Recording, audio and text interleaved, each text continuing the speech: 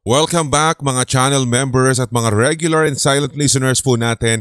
Heto na naman ang SHS. Mga kwento ni na Abby, si Ai at si Mang Jose ang bida ngayong gabing ito. Siyempre hatid pa rin sa atin ng masarap, aromatic at talagang walang kasing lasa na hazelnut and butterscotch kape ni Lola Trinidad Drip and steeped coffee. Para malaman ninyo at mapili ninyo ang gusto ninyo dyan, puntahan na agad direkta ang blue link na makikita sa mga post natin sa ating Kape ni Lola Trinidad at Hilakbot TV, Pinoy Horror Stories Facebook pages para ma-direct ka na doon sa ating HTV merch sa Shopee at maging sa ating TikTok shop. Hindi lamang po yan dahil ngayon ang Kape ni Lola Trinidad ay meron na rin pong solo pack at sulit tipid pack. Nako naman, tikman mo na bago matikman ng iba at kayo na magiging endorser natin sa sarap ng kape ni Lola Trinidad. Pampagising, pampaantok, ano pa ba o kaya pampalipas oras o kaya pag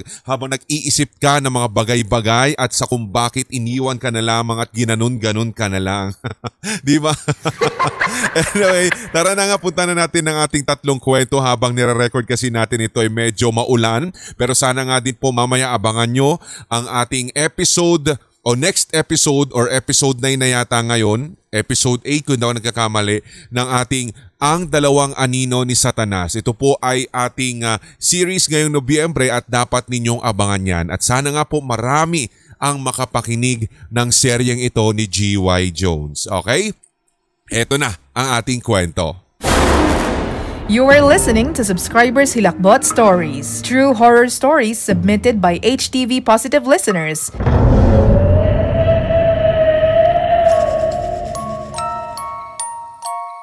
Good evening sa inyo, Sir Red, at sa lahat na rin po ng nakikinig dito sa HTV. Matagal na po kaming listener ng channel ninyo at maging sa inyong mga podcast. Itong ikikwento ko po o isishare ay nangyari sa amin nang mapagpasyahan namin ni BF na magbakasyon sa Baguio taong 2017.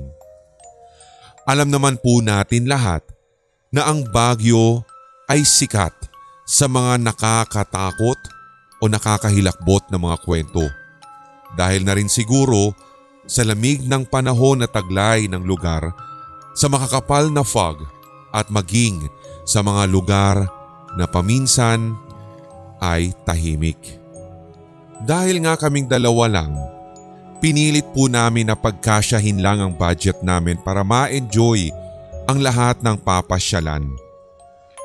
Naghanap kami sa Facebook ng mga for rent o yung mga transient sa Baguio na sakto sa budget naming pareho. Sa picture sa Facebook, okay naman po yung lugar. Nagustuhan namin sapagkat may sariling CR at kusina. May isang kwarto at meron din pong heater which is typical sa Baguio. Sakto lang yung budget namin para sa transient na ito. 1K lamang po ang binayaran namin at syempre kung bakit din namin pinili dahil may wifi. Malapit din sa sentro at very accessible. Bukod pa doon, pumayag sila na mag-extend kami ng gabi at mag-check out instead na 12 lang ng tanghali ay makakapag-stay pa kami doon hanggang 10 ng gabi. Excited na excited po talaga kaming lumuwas ng Baguio. Napaaga nga yung biyahe namin kaya maaga kaming nakarating before pa yung check-in time. Kaya naman kinuha na namin ng oportunidad na mag-start ng pamamasyal, gawa nga din po ng mag-first time naming magjowa sa Baguio. So kahit marami na po kaming napuntahan, maaga pa rin kami para sa check-in time. Kaya kinontak namin yung caretaker sa transient kung pwedeng makilagay na lamang ng gamit at mamamalengke na lang muna kami. Pumayag sila pero hindi daw pwede mag-check-in dahil nga maglilinis pa daw po sila. Umokay na din sa amin yun kasi mamamalengke pa rin naman kami. Bigat na bigat lang kami sa mga dalahin. Nakapag-check-in na rin po kami ng mas maaga sa check-in time. So unang impression, Okay naman talaga yung unit, Sir Red. May hallway na madadaanan at medyo bandang dulong unit na po yung sa amin at ito na lang daw po kasi ang good for two. Gawa nga ng nasa pinakadulo na po siya. Talagang napakatahimik.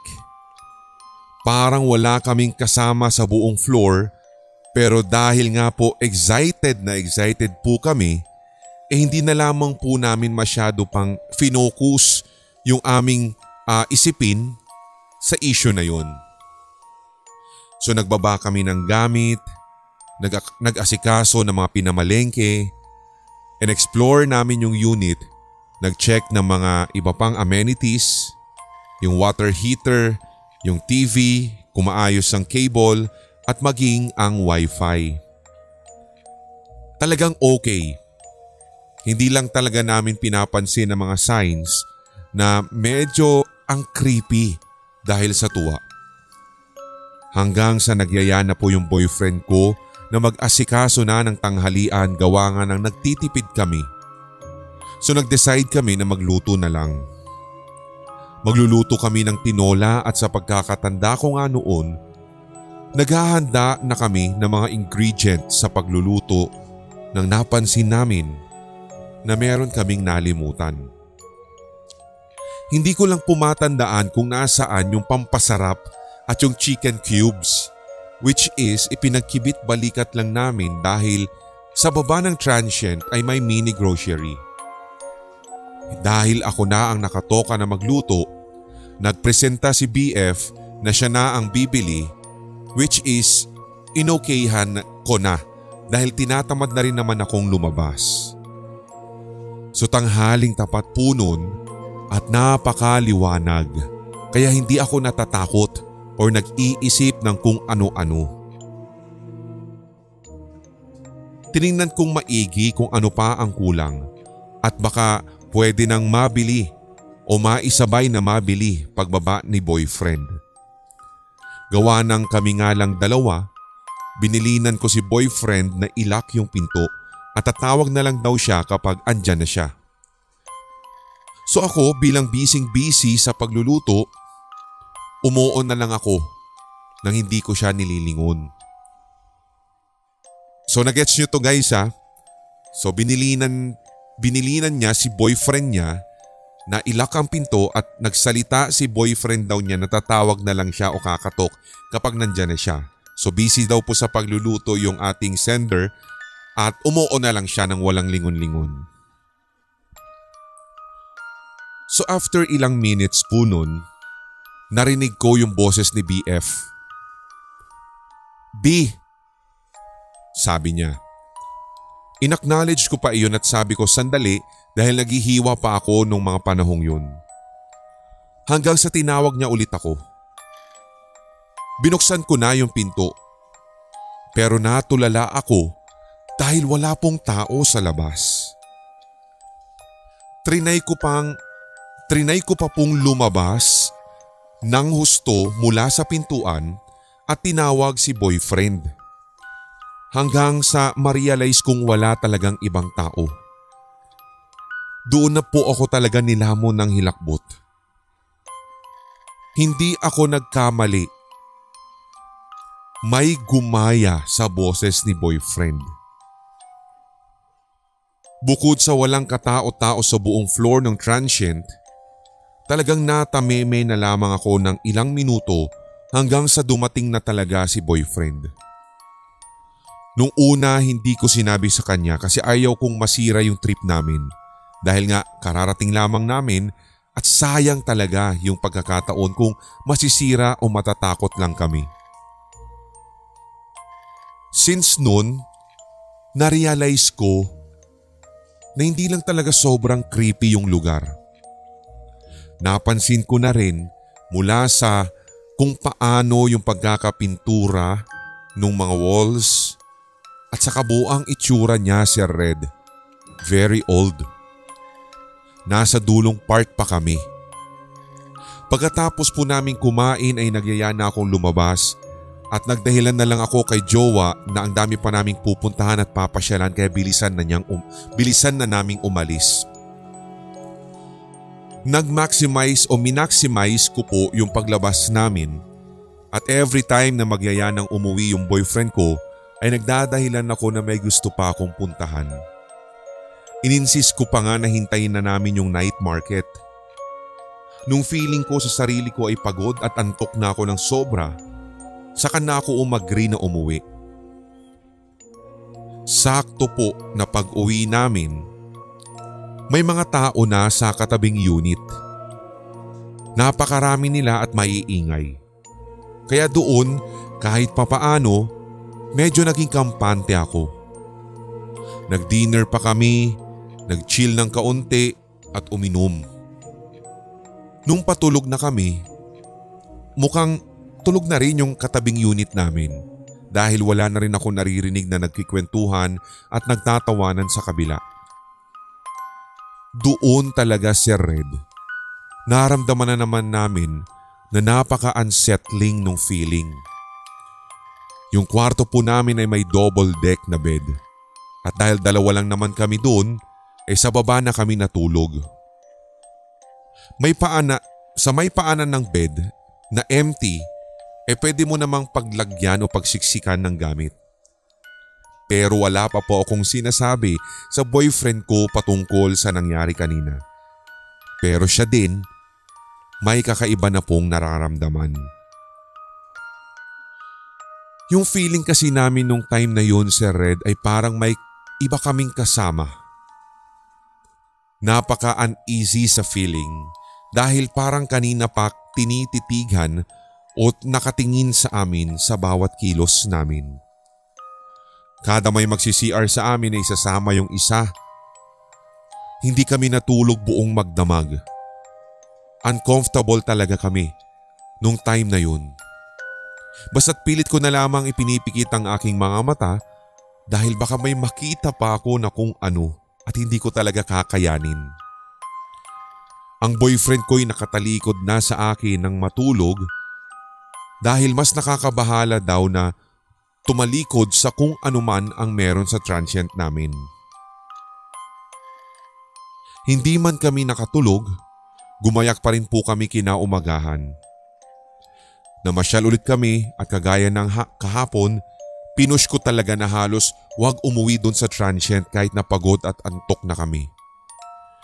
Doon ko na rin inamin nung nag-dinner kami sa boyfriend ko yung nangyari kahapon at nag-agree siya na iba nga yung pakiramdam niya sa lugar. Hindi na po namin sinagad ang check-out time namin. Mga bandang 6 or 7 ay nagpaalam na kami na mag-check-out. At kahit nabibigatan kami sa aming mga dalahin, nagawa pa po namin na mag-ikot-ikot at bumili ng mga pasalubong. Doon na rin po kami nagpahinga sa terminal habang naghihintay ng bus paluwas ng Maynila. Doon na po kami sa bus habang on the way o bumabiyahe, natulog ng sobra. Thank you po, Sir Red, sa pagpapaunlak at pagbabasa ng story ko. Since pandemic pa po kaming listeners ninyo at matagal ko na rin pong kinukulit yung boyfriend ko na isend ang experience naming ito sa Baguio. Sabi niya pa dito may PS, so babe, ito na. Malaking honor para sa amin ang manarrate po ninyo ang aming istorya. Salamat din po dahil kami ang napili ninyo na pagpadalhan ng inyong experience sa Baguio. Ito ang subscribers Hilakbot Stories. Maraming salamat sa iyo, Abby, sa pagpapadala ng kwentong ito at syempre tulad nga ng sabi natin, although detalyado talaga yung lahat ng kanilang ginawa doon sa Baguio, pero at least 'di ba maiintindihan o kaya naman masasabi natin na gets mo na yung feeling ng magjowa. Lalong-lalo na sa experience nilang ito sa Baguio. For sure naka-check-in ka na sa isa sa mga hotel sa Baguio or kahit yung mga inn, kahit yung mga bagong mga inn na alam mo yon na nagva-viral ngayon sa, 'di ba, sa Facebook, yung mga nare-reels, 'di ba? Kahit ganun pa man, guys, ayoko na lang magbanggit ng pangalan. Pero naiintindihan ko, nararamdaman ko rin yung same feeling nila kapag nag-check-in sa mga ganitong klaseng mga inn sa Baguio. Sabi ko nga sa inyo guys, ito hindi naman masyadong pagpapaka-historical or whatsoever, pero alam naman po natin sa Baguio City na halos lahat, kung hindi man ako nagkakamali, ng mga establishment talaga na pang turista dyan, matagal nang nakatayo dyan. Kung hindi ako nagkakamali, mga panahon pa yan ng mga Amerikano nung mga itinayo yan. Kaya kung papansinin ninyo, pare-pareho yung disenyo ng mga bahay dyan na parang may American touch kumbaga. Diba? Dahil talagang pinili nga yan ng mga Amerikano yung lugar na yan dahil parehong-pareho sa klima nila sa Amerika. Diba? Kaya kung mapapansin din ninyo, sabi ko nga sa inyo, sinakop man tayo ng ilang siglo ng mga Espanyol, pero bakit bibihira kang makakita ng mga struktura dyan na parang influenced by Spanish? Yung Spanish times, di ba? Hindi lang yung mga istruktura yung binabanggit natin dito, kundi pati nga yung mga pangalan ng mga kalye nila dyan, di ba? Kung mapapansin ninyo, influenced by American, di ba? Kaya yan yung sinasabi natin na isa sa mga pinaka-feature kumbaga ng Baguio City. At since American period pa po nang ma-establish yung karamihan sa mga istruktura dyan, ay syempre alam naman po natin yung tungkol sa earthquake na nangyari sa Baguio, which is ito yung isa sa mga pinakamatindi na natamaan at naapektuhan nung time na yan. So wag na nating i-single out yung bagay na iyon kung bakit kinatatakutan o merong mga sabihin na nating mga untold stories ang mga establishments na ito sa Baguio City. Na syempre kung ikaw ay business owner dyan, sasabihin mo pa ba? Di ba? Kung hindi man, kung talagang thrill seeker itong mga tourist na ito, itong mga nagsipag-check-in dyan, mas gustong gusto nila yan. Di ba? Go ghost hunting pa nga yung mga yan. Pero yun yung isa sa mga factors kung bakit pag sinabi kasi nating Baguio City, alam nyo na, marami ding mga horror stories dyan. Bukod pa sa nasaksihan nito na digmaan, di ba, isa rin po yan sa mga talagang binomba at nasakop ng mga Hapon, di ba? Kaya yan yung isa sa mga masasabi natin na dark history within the city, di ba? Anyway, kung meron ka rin po mga kwentong katulad nito, maaari nyo rin po yan ibigay or i-send sa amin sa sindakstories2008@gmail.com para ma-compile natin sa isa na naman pong Baguio Encounters or Baguio Ghost Stories compilation. At syempre habang nagtitipon pa tayo ng mga entries dyan, for sure ito meron pa tayong mailalagay. Kumbaga meron pa tayong maisasama, so hihintayin namin po yan. Basta isend nyo na agad, huwag na kayo magpatumpik-tumpik, huwag na magdalawang isip pa. Kape ni Lola Trinidad available na sa Tipid Sulit Pack at Solo Pack. So tikman nyo na bago ma-order at matikman ng iba. Anyway, second story naman po tayo. Eto na tayo kina AI.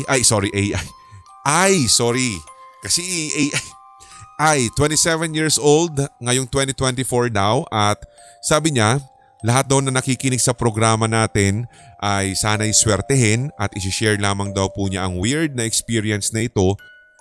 At kung bakit niya tinawag na weird, dahil may naramdaman siya kahit wala naman daw siyang third eye.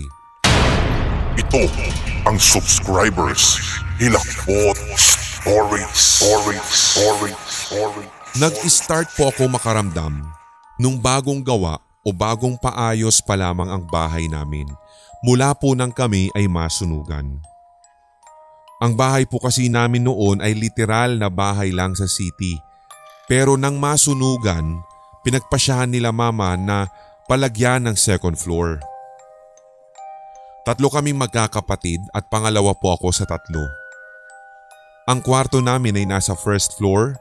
May CR at may sala, at since yun naman talaga ang ayos ng bahay namin noon pa man. Nasa isang kwarto lamang kaming magkakapatid. May double deck na bed sa kwarto at ako ang nasa itaas at si ate naman ang nasa baba. Si Bunso ay nasa lapag dahil meron po siyang sariling foam na inilalatag doon. Si mama naman ay sa itaas na tutulog at hindi pa tapos yung second floor namin noon. Pero inuna na po yung kwarto nila. Ang hagdan naman namin noon ay gawa pa po sa kahoy, kaya kung tuwing maaapakan mo ito sa ikatatlo o ikaapat na baitang, maririnig mo ang langit-ngit, paakyat man o pababa. Si Mama ay mahilig tumulong sa lugar namin nung time na iyon, lalo na kapag usapang pasyente. As in, sumasama siya sa mga kalugar namin kung may nakakonfine o may mga anak, pero hindi naman po siya nurse or doktor. Para bang nakikisama lamang siya or tumutulong ng kusa ang loob. Meron po kaming kaanak noon na buntis at tawagin na lamang natin siya sa pangalang Ate Beth. Siguro 3rd year high school ako noon nang mangyari ito. Buntis siya sa kambal na babae at talagang sobrang laki nung tiyan niya. Madalas ko nga siyang nakakausap noon since nagtitinda din po siya ng mga merienda tulad ng fishball at burger, kung kaya't madalas ko siyang nakikita.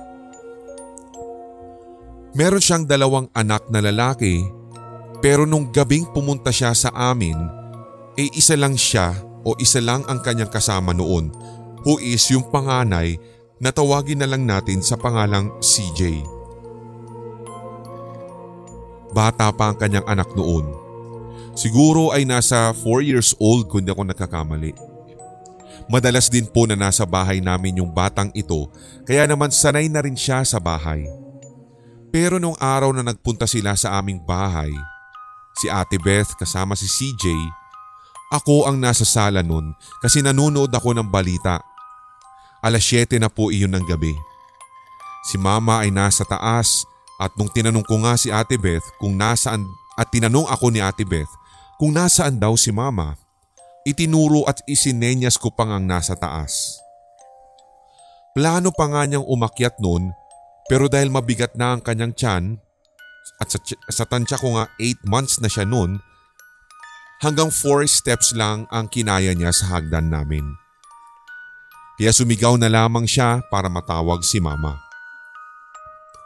Bumaba naman agad noon si Mama para mag-usap sila.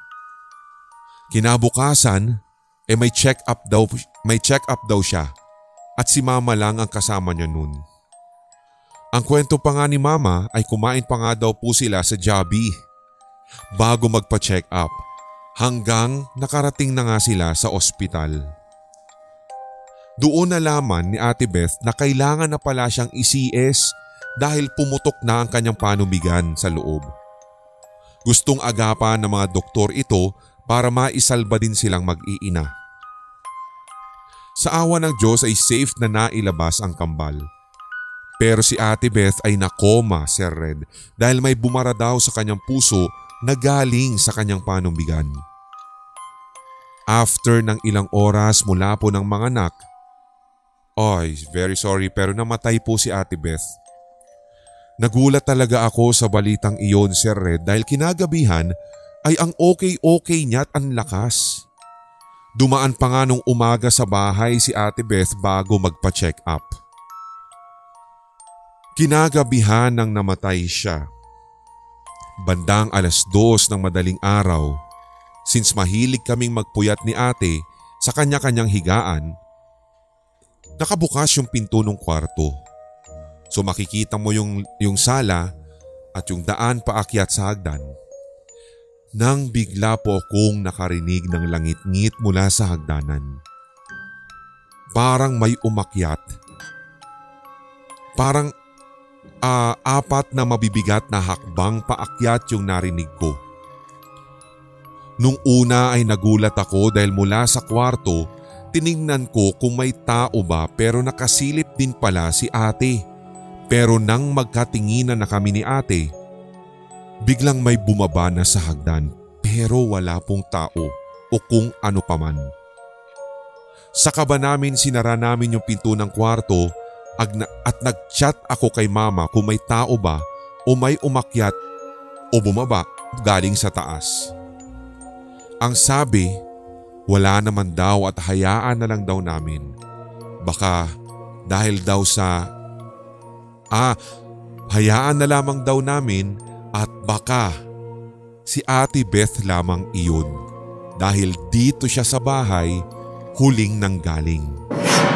Ito ang Subscribers Hilakbot Stories. Maraming salamat sa kwentong ibinahagi dito ni AI o si I na ngayon daw po ay 27 years old this year, 2024.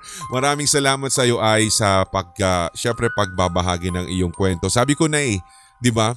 Ganun talaga guys, maniwala man kayo sa hindi, ito nga yung sinasabi po natin na ang mga kaluluwa, paminsan sinasabi po, lalong-lalo na ayon sa mga paranormal researchers na atin pong siyempre nakapanayam na ng ilang beses sa face-to-face na yung mga video calls na ginawa natin doon sa GC ng Paranormal Society na sinalihan po natin. Sinasabi nila totoo to. Kung hindi man, akala ng mga kaluluwang ito ay hindi nila matanggap na wala na sila, hindi na nila mabalikan yung kanilang pisikal na katawan, madalas kesa sa hindi, kung saan po sila huling nagpunta, hindi man sila doon namatay, doon daw sila naglalagi o doon sila mapupunta. Kumbaga doon sila mananatili. Diba? Kung meron pang kasunod ang kwentong ito ay maaari bang, alam mo yon, kung meron pa bang iba pang pagpaparamdam, ibig ko sabihin, dugtungan mo yung kwentong ito kung sakali man para mailagay natin sa isang compilation. Diba? Kumbaga parang ikaw kasi syempre shock na shock ka, talagang totoo din po yan kapag halimbawa ang isang tao, sabi nga natin, katulad nito kay syempre si Ate Beth, sumalangit nawa, yung biglaan yung pagkamatay. Diba? Ito yung sinasabi natin na may unfinished business at malamang sa malamang nagpaparamdam si Ate Beth dahil andun hindi pa rin niya matanggap o hindi niya matanggap ang nangyari o sinapit niya. Diba? Yun nga lang syempre lalong-lalo na nakakaawa dahil kambal pa man din yung kanyang anak tapos hindi na niya masisilayan pa. Diba? Yung paglaki ng kambal, hindi niya na maaalagaan. Ganun din sa mga baby na hindi man lang nabigyan ng pagkakataon, diba, na makita nila or 'di ba maiheli man lang ni Ate Beth. So nakakaawa lang sa part 'di ba ng mga baby. But anyway, third story na po tayo guys at pasensya na medyo kung napapalakas ko yung boses ko dahil ang lakas po ng ulan sa labas. May kulog-kulog pa. Ayan. Anyway, ito na ang ating third story at ito naman po ay galing kay Mang Jose na pinadala sa Facebook page natin. Ito ang Subscribers Hilakbot Stories. Isa po ako sa mga silent listeners ninyo simula nung lockdown at pangalawang beses ko na rin naman po ito na magbahagi ng kwento, Sir Red. Sa pagkakataong ito, ang ibabahagi ko na may galing sa aking nanay na lumaki po sa Coronadal sa Mindanao. 13 silang magkakapatid at pang-anim po siya. Nangyari daw po ito nung siya ay 8 anyos pa lamang. Base sa kwento ng aking ina, may kapitbahay daw sila na matandang babae na sa tingin nila noon ay nasa 80 pataas anyos na.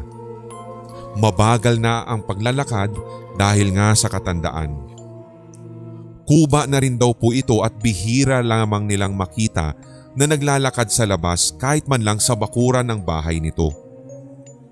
So para lamang po magkaroon kayo ng idea at sa mga nakikinig ngayong gabi kung ano ang itsura ng bahay ng isang matanda, ito po yung typical na malayo ang bahay sa bakod at sa may pangalawang palapag na para makaakyat ka ay may hagdan na gawa sa kawayan at ang ilalim po ng bahay ay kalupaan na.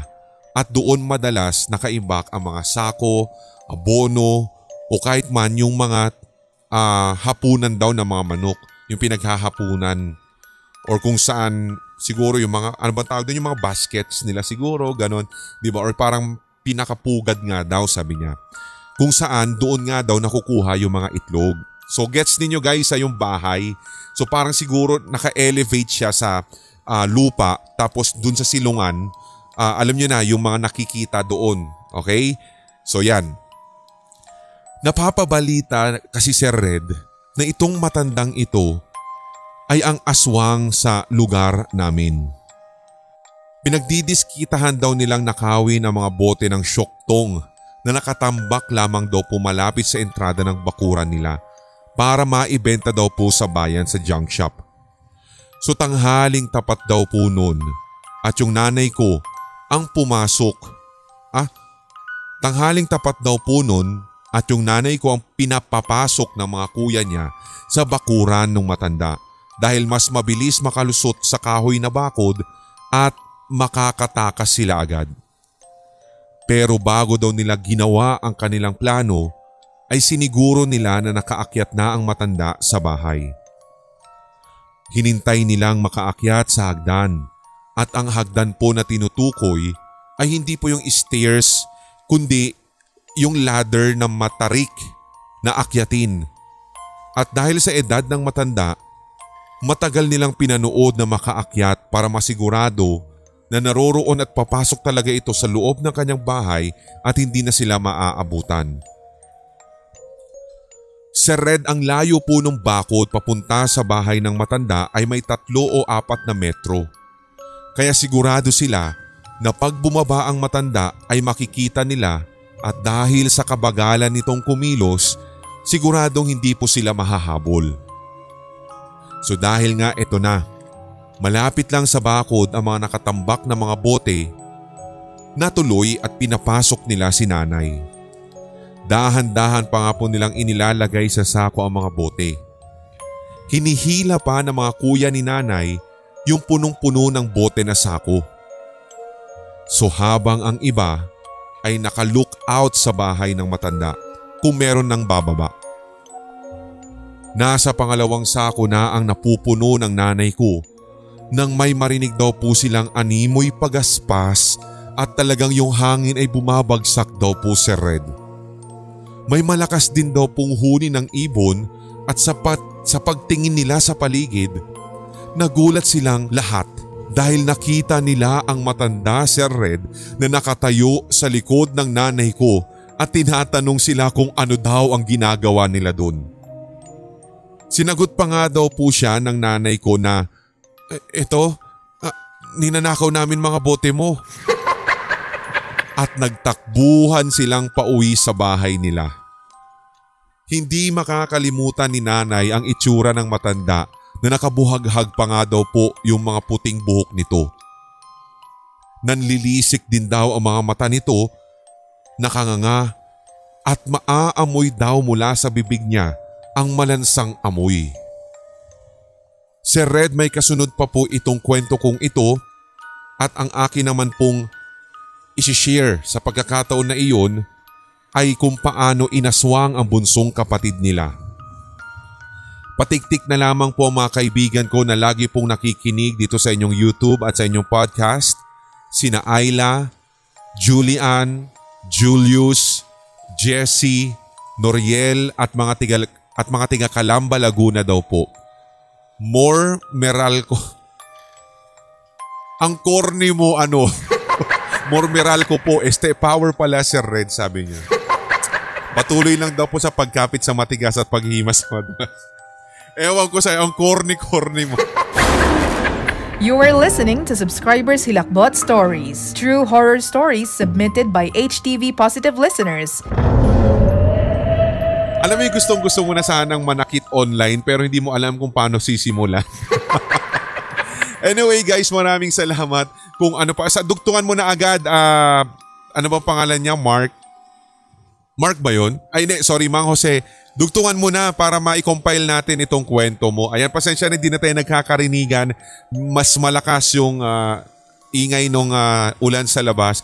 Magkagayon man, nagpapasalamat ako sa 3 senders natin for tonight. At sana nga din po sa lahat na rin ng mga nakikinig for tonight's episode. Sana'y ma-share ninyo ang ating episode na ito. Hindi ko alam kung pang ilang number na itong SHS natin pero sana nga po ay mas dumami pa yung syempre mag-share, magbabalita sa kanilang mga kaibigan na meron po at nag-e-exist ang SHS na kung saan pwede ninyong ibahagi ang inyong mga kwentong katatakutan katulad na lamang ng mga ibinahagi sa atin ng mga sender ngayong gabi. sindakstories2008@gmail.com. Visit our website redfmph.weebly.com.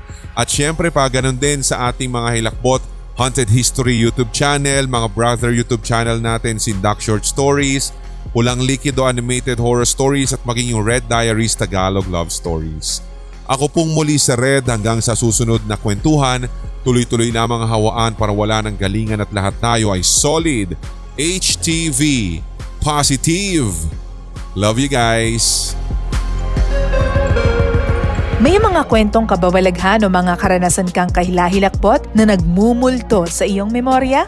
Ibahagi na yan sa pamamagitan ng voice message o kaya i-type at i-send sa sindakstories2008@gmail.com. Maaari ring i-private message sa Hilakbot TV Facebook page. Ating pagkwentuhan ang inyong real paranormal experiences kasama si Red. Lunes at Biyernes, 9:00 ng gabi. Ito ang Subscribers Hilakbot Stories.